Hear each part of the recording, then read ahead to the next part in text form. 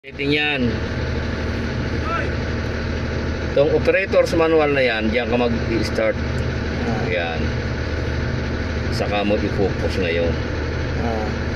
Ngayon, itong kalo na yan, ayan ang part line. Kung ilan part line ang gagamitin mo.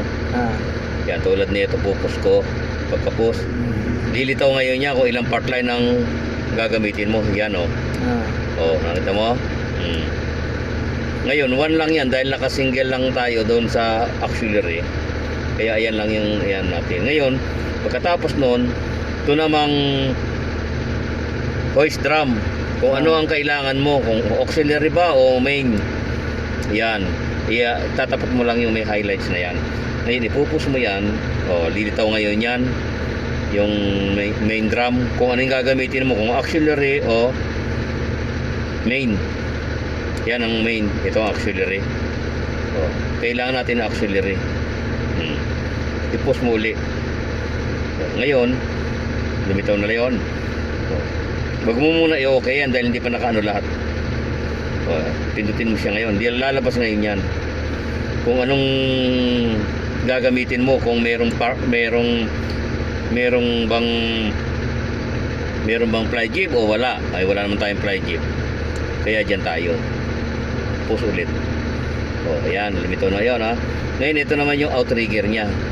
Ayan, mag-umpisa tayo kunyari sa uno. Kailangan naka-full outrigger yan. Kaya kailangan yan, yung highlights niya, naka-4 para full outrigger. Saka i-post mo ulit. Yan, lumabas na ngayon. Ngayon, sa setup na yan, lalabas ang setup. Lalabas ang code niyan.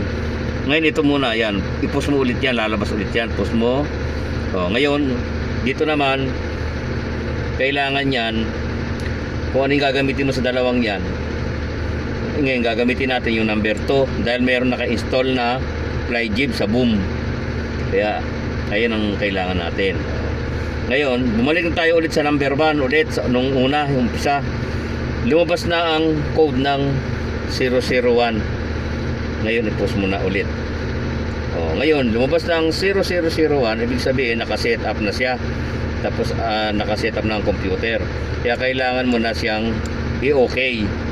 Yan, may highlights. Okay. Ngayon, lalabas na kung ano ang setting ng computer. Yan, ang computer niyan, ang setting. Okay na yun lahat, ayun lang ang setting. Oo, yun ang setting. Kung kailangan mo yung main, basta yung sa part line. Kung kailangan mo sa main, ayun lang yung ibabaguhin mo. Kung yung main hoist o yung auxiliary, ayun lang yung babaguhin mo. Saka kung ilang part line, ayun lang. Yan ang pinakamahusay namin na crane operator. Yan, saka pinakagwapo na ayan ang setting ng itong modelo ng ng Yanderilo. Yan ang mahusay na tagapagturo dito sa Jisan. Yan ay hindi ko makakalimutan habang nabubuhay. Hindi, wala pa. Dahil yan ay marunong makisama sa amin. Wala pa yan. Umpisa pa lang yan. Okay, thank you. Thank you, kaibigan. Kaya